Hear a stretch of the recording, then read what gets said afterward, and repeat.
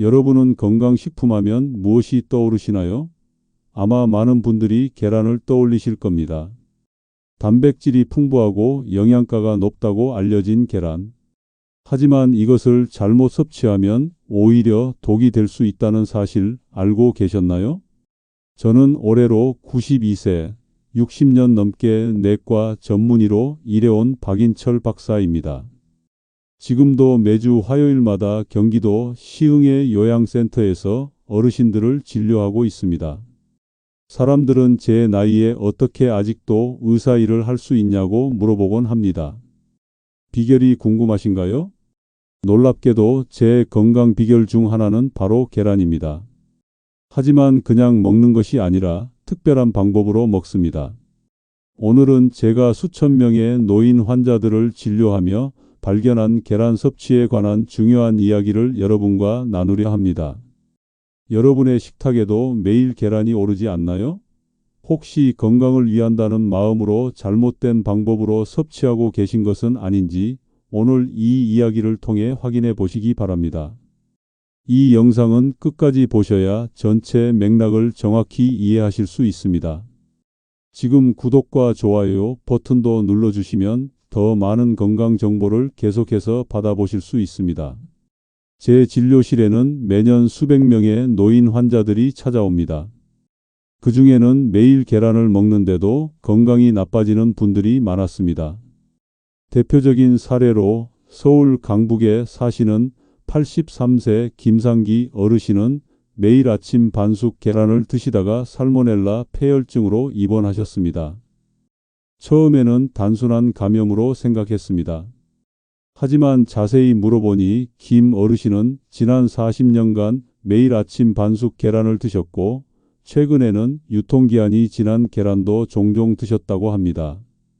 노화로 인해 면역력이 약해지면서 이전에는 문제가 없던 식습관이 큰 위험이 된 것입니다. 이처럼 우리 몸은 나이가 들면서 변화합니다. 젊었을 때는 문제 없던 식습관이 노년기에는 위험해질 수 있습니다. 특히 계란은 우리가 생각하는 것보다 훨씬 복잡한 식품입니다. 단백질, 지방, 미네랄 등 다양한 성분이 함유되어 있고 이 성분들이 우리 몸과 상호작용하는 방식도 나이에 따라 달라집니다. 제가 의사로 60년 넘게 일하면서 발견한 것은 계란이 건강식품인 것은 분명하지만 어떻게 먹느냐에 따라 약이 될 수도 독이 될 수도 있다는 사실입니다. 특히 노년기에는 이 차이가 더욱 극명하게 나타납니다. 혹시 여러분도 매일 계란을 드시는데 건강이 좋아지기는커녕 오히려 나빠지고 있다고 느끼시나요? 그렇다면 오늘 제 이야기가 큰 도움이 될 것입니다. 경북 문경에 사시는 86세 김영호 어르신의 사례를 말씀드리겠습니다. 그분은 20년 넘게 고콜레스테롤 약을 복용하던 분이었습니다. 매일 아침 계란 프라이를 드시며 단백질을 챙기려고 하셨지만 수치는 전혀 개선되지 않았습니다. 처음 저를 찾아왔을 때 이미 3가지 심장 약과 2가지 콜레스테롤 약을 복용 중이었습니다. 약에 의존하는 생활이 너무 힘들다며 도움을 청했습니다. 식습관을 물어보니 건강을 위해 아침 일찍 계란 프라이를 드시고 점심에는 흰자만 따로 드시며 약도 계란과 함께 드신다고 했습니다. 어르신에게 앞으로 설명드릴 계란 섭취법을 알려드렸습니다. 그분이 3개월 동안 성실히 실천한 결과 콜레스테롤 약을 절반으로 줄일 수 있었고 최근 검진에서는 수치가 30% 가까이 떨어졌습니다. 6개월 후에는 피로감도 줄어들고 활력도 돌아왔습니다. 계란 하나 먹는 방법만 바꿨을 뿐인데 이런 변화가 왔다는 것 놀랍지 않으신가요? 여러분은 식습관을 바꾸는 것이 얼마나 어려운지 아실 겁니다. 하지만 작은 변화로도 큰 효과를 볼 수 있다는 것이 저희 60년 경험이 알려주는 진실입니다. 오늘 제가 알려드릴 내용은 약을 바꾸거나 큰 수술을 하는 것보다 더 효과적일 수 있습니다. 자, 이제 여러분에게 알려드릴 내용은 평생 건강을 좌우할 수 있는 중요한 그리고 실천 가능한 지식입니다. 이 영상은 끝까지 보셔야만 진정한 가치를 느끼실 수 있습니다. 영상을 시청하시는 지금 잠시 구독과 좋아요 버튼을 눌러주시면 더 많은 분들이 이 소중한 정보를 접하실 수 있습니다. 여러분의 한 번의 클릭이 누군가의 건강한 100세를 만들어줄 수 있습니다. 주의하세요. 이 정보를 제대로 이해하지 못하고 잘못 실천하시면 오히려 건강에 해를 끼칠 수 있습니다. 반드시 영상 끝까지 시청하신 후에 실천하셔야 합니다. 지금까지 건강을 위해 계란을 드셨다면 이제는 올바른 방법으로 드실 차례입니다. 해시태그 본론 절대 피해야 할 계란 섭취법 5가지. 첫 번째, 공복에 흰자만 먹기. 많은 분들이 콜레스테롤을 피하기 위해 노른자를 버리고 흰자만 드십니다. 그러나 이것은 큰 실수입니다. 계란 흰자에는 아비딘이라는 성분이 있는데 이것이 비오틴이라는 비타민 B7의 흡수를 방해합니다. 비오틴이 부족하면 신경장애, 우울증, 피로감이 찾아올 수 있습니다. 비오틴은 노년기에 특히 중요한 비타민입니다. 신경계 건강, 피부 건강, 인지 기능 유지에 필수적인 역할을 합니다. 이 비타민이 부족하면 처음에는 단순한 피로감으로 시작하지만 점차 손발 저림, 근육 약화, 기억력 저하, 우울증까지 발전할 수 있습니다. 강원도의 윤복래 할머니는 이러한 습관 때문에 손발 저림이 심해져 걷기조차 힘들어졌습니다. 특히 공복 상태에서는 이 영향이 더 커집니다. 공복에는 위산이 많아 아비딘의 활성이 더 강해지기 때문입니다. 더 중요한 사실은 노른자에는 콜레스테롤 외에도 레시틴, 오메가-3 지방산, 루테인, 제아잔틴 등 노년기 건강에 필수적인 영양소가 풍부하다는 점입니다. 레시틴은 뇌 건강에 중요하고 루테인과 제아잔틴은 노년기 황반 변성을 예방하는 데 도움이 됩니다. 노른자를 버리면 이 모든 혜택을 놓치게 되는 것입니다. 실천 팁은 간단합니다. 노른자와 흰자를 반드시 함께 드시고 공복이 아닌 식사 중이나 식사 후에 섭취하세요. 노른자에는 비오틴이 풍부하게 들어있어 흰자의 아비딘 효과를 상쇄시킵니다. 또한 계란을 먹기 전에 간단한 채소 샐러드나 통곡물 빵을 먼저 드시면 소화 속도를 늦춰 영양소 흡수에 도움이 됩니다. 만약 콜레스테롤이 걱정되신다면 일주일에 계란 5-7개 정도가 적절한 양입니다. 하루에 1개 정도는 대부분의 노인에게도 안전합니다. 콜레스테롤 약을 복용 중이시라면 담당 의사와 상담하시고 가능하면 오후에 계란을 드시는 것이 좋습니다. 특히 치매나 파킨슨병 환자는 이 점을 더욱 주의해야 합니다. 이미 신경계가 약해진 상태에서 비오틴 결핍이 오면 증상이 더 빠르게 악화될 수 있기 때문입니다. 또한 항경련제나 일부 항생제를 복용 중인 분들도 비오틴 결핍에 더 취약하므로 특별히 주의하셔야 합니다. 여러분은 지금까지 계란을 어떻게 드셨나요? 혹시 건강을 위해 흰자만 드시진 않으셨나요? 두 번째, 날계란 섭취. 일부 어르신들은 소주와 함께 생계란을 드시거나 반숙으로 드시는 습관이 있습니다. 그러나 이는 살모넬라 감염의 위험이 매우 높습니다. 더구나 노년기에는 면역력이 약해져 젊었을 때보다 감염에 더 취약합니다. 살모넬라 감염은 단순한 배탈로 끝나지 않습니다. 노인에게는 심각한 탈수, 발열, 그리고 폐혈증까지 유발할 수 있습니다. 폐혈증은 생명을 위협하는 심각한 상태로 입원 치료가 필요합니다. 한국질병관리청 통계에 따르면 살모넬라 감염으로 인한 사망은 65세 이상 노인에게서 가장 높게 나타납니다. 또 다른 문제는 날계란이 비타민 B 흡수를 방해한다는 점입니다. 날계란 흰자에 있는 아비딘은 열 처리하지 않으면 그 활성이 100% 유지됩니다. 이로 인해 비오틴 결핍이 더 심각해질 수 있습니다. 또한 날계란의 단백질은 장내 유익균과 결합해 미생물 균형을 파괴하기도 합니다. 장내 미생물 균형은 노년기 면역력과 정신 건강에 매우 중요합니다.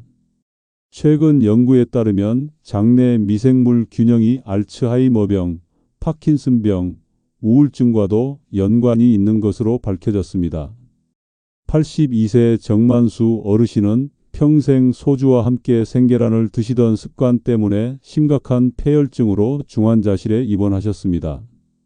회복 후에도 장기간 항생제 치료가 필요했고 그 결과 장내 미생물 균형이 깨져 만성 설사와 영양실조를 겪었습니다. 안전한 섭취를 위해서는 반드시 75도 이상 완숙으로 조리해서 드셔야 합니다. 계란 노른자가 완전히 굳을 때까지 익히는 것이 좋습니다. 삶은 계란의 경우 중심부가 완전히 단단해질 때까지 최소 9분에서 12분 동안 삶으세요. 계란을 구입할 때는 신선도를 확인하는 것이 중요합니다. 껍질에 금이 가거나 얼룩이 있는 계란은 피하세요. 구입 후에는 냉장 보관하고 가능하면 2주 이내에 드시는 것이 좋습니다. 껍질을 만진 후에는 반드시 손을 씻어야 합니다. 특히 유통기한이 임박한 계란이나 특가로 판매되는 상품은 더욱 주의하세요. 저렴하다고 건강을 위험에 빠뜨릴 가치는 없습니다. 알뜰하게 사는 것도 중요하지만 건강을 위해서는 신선한 계란에 투자하는 것이 현명합니다. 혹시 반숙 계란이나 날계란을 즐겨 드시나요? 오늘부터 그 습관을 바꿔보시는 건 어떨까요? 세 번째, 약물과 함께 섭취. 많은 노인분들이 여러 가지 약을 복용하십니다. 그런데 계란과 특정 약물은 함께 섭취하면 안 됩니다. 특히 와파린과 같은 혈전약, 항생제, 그리고 철분제는 계란과 상호작용을 일으킬 수 있습니다. 와파린과 같은 항응고제는 혈액 응고를 방지하는 약물입니다. 이 약의 효과는 비타민 K의 양에 따라 크게 달라지는데 계란 노른자에는 비타민 K가 풍부합니다. 갑자기 계란 섭취량을 늘리거나 줄이면 약물의 효과가 변해 출혈이나 혈전 위험이 높아질 수 있습니다. 테트라사이클린, 퀴놀론과 같은 항생제는 계란에 있는 칼슘, 마그네슘, 철분과 결합해 흡수가 감소할 수 있습니다. 이로 인해 약효가 떨어지고 감염 치료가 지연될 수 있습니다. 철분제와 계란을 함께 복용하면 철분 흡수가 방해받을 수 있습니다. 계란 흰자에 있는 단백질이 철분과 결합해 복합체를 형성하고 이것이 장에서 흡수되지 않기 때문입니다. 빈혈이 있는 노인에게는 특히 중요한 문제입니다. 85세 고태수 어르신은 혈전약을 복용하면서 계란을 함께 드시다가 뇌출혈로 응급실에 실려 오셨습니다. 계란에 함유된 비타민 K가 와파린의 효과를 감소시켰기 때문입니다. 또한 76세 박수자 할머니는 철분제를 계란과 함께 복용하면서 빈혈이 전혀 개선되지 않아 고생하셨습니다. 안전한 섭취를 위해서는 계란 섭취와 약물 복용 사이에 최소 2시간 이상의 간격을 두는 것이 좋습니다. 특히 중요한 약물을 복용 중이라면 4시간까지 간격을 두는 것이 더 안전합니다. 또한 의사나 약사에게 복용 중인 약물과 계란의 상호작용에 대해 꼭 상담하세요. 약물별로 구체적인 주의사항도 있습니다. 레보티록신과 같은 갑상선 약은 아침 공복에 복용하는 것이 원칙인데 계란을 아침에 드신다면 약 복용 후 최소 1시간 뒤에 드시는 것이 좋습니다. 고혈압 약이나 스타틴 계열의 콜레스테롤 약도 계란과 2시간 이상 간격을 두고 복용하세요. 게다가 계란은 칼슘이나 아연의 흡수를 방해할 수 있으므로 이러한 미네랄 보충제를 드신다면 특히 주의해야 합니다. 칼슘은 뼈 건강에, 아연은 면역력에 중요한 영양소입니다. 보충제를 드신다면 계란과 같이 드시지 말고 별도의 시간에 드시는 것이 좋습니다. 여러분은 약을 드실 때 어떤 음식과 함께 드시나요? 계란과 약을 함께 드시는 습관은 없으신지 생각해 보세요. 네 번째, 아침 6시, 8시 섭취. 많은 분들이 아침 일찍 계란 프라이나 계란찜을 드십니다. 하지만 이 시간대는 우리 몸에서 코르티솔 호르몬이 가장 많이 분비되는 때입니다. 코르티솔은 그 자체로 콜레스테롤 수치를 높이는데 여기에 계란까지 더해지면 콜레스테롤이 급등할 수 있습니다. 코르티솔은 스트레스 호르몬으로 알려져 있지만 사실 우리 몸의 일일 리듬을 조절하는 중요한 호르몬입니다. 아침에 일어나면서 자연스럽게 분비량이 증가하고 저녁에는 감소합니다. 문제는 코르티솔이 간에서 콜레스테롤 합성을 촉진한다는 점입니다. 아침 6시에서 8시는 코르티솔 수치가 하루 중 가장 높은 시간대입니다. 이때 계란을 섭취하면 간에서의 콜레스테롤 합성이 더욱 촉진됩니다. 특히 노인은 이미 콜레스테롤 대사가 원활하지 않은 경우가 많아 이런 영향이 더 커질 수 있습니다. 78세 김혜권 어르신은 매일 아침 6시에 계란 프라이를 드시다가 급성 심근경색으로 쓰러지셨습니다. 검사 결과 콜레스테롤 수치가 정상의 2배였습니다. 그분은 건강을 위해 매일 아침 계란을 드셨지만 결과적으로 건강을 해치게 된 것입니다. 또 다른 문제는 아침에는 소화 기능이 완전히 활성화되지 않는다는 점입니다. 밤새 위장관이 휴식 상태였다가 서서히 활동을 시작하는 시점인데 단백질이 풍부한 계란은 소화에 부담을 줄 수 있습니다. 이로 인해 소화불량, 팽만감, 속쓰림 등이 생길 수 있습니다. 계란은 오후 2시에서 4시 사이에 섭취하는 것이 가장 좋습니다. 이 시간대는 콜레스테롤 합성이 가장 낮은 때입니다. 또한 소화 시스템이 완전히 활성화된 상태여서 영양소 흡수가 더 효율적입니다. 간의 활동도 이 시간대에 가장 활발해 콜레스테롤 대사도 더 원활합니다. 또한 계란을 드실 때는 항상 채소와 함께 드세요. 채소의 식이섬유가 콜레스테롤 흡수를 줄여줍니다. 특히 브로콜리, 시금치, 양파와 같은 채소는 계란과 좋은 조합입니다. 식이섬유는 장내 콜레스테롤과 결합해 배출을 촉진하고 항산화 성분은 혈관 건강을 보호합니다. 취침 전에도 계란 섭취는 피하는 것이 좋습니다. 단백질 소화에 많은 에너지가 필요해 숙면을 방해할 수 있기 때문입니다. 또한 밤에는 신체의 회복과 재생이 이루어지는 시간으로 소화에 에너지를 쏟기보다는 휴식과 회복에 집중하는 것이 좋습니다. 만약 아침에 꼭 단백질이 필요하시다면 계란보다는 두부나 그릭 요거트와 같이 소화가 더 쉬운 단백질 식품을 선택하세요. 이것들은 단백질 함량이 높으면서도 소화 부담이 적어 아침 식사에 더 적합합니다.